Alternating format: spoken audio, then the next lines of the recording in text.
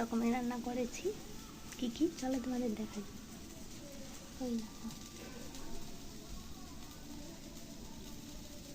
ট্যাংরা মাছের ঝাল করেছি, আর চুনো মাছের টক করেছি। আর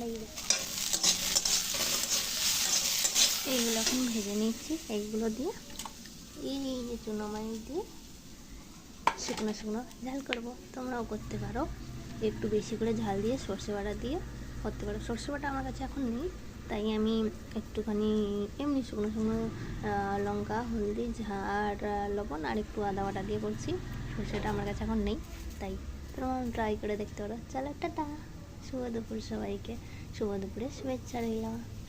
দেখো কত সুন্দর হয়েছে।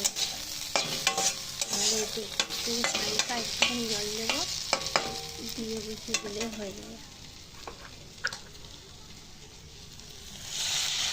5 মিনিটের মতন, 5 মিনিট হয়ে যাবে।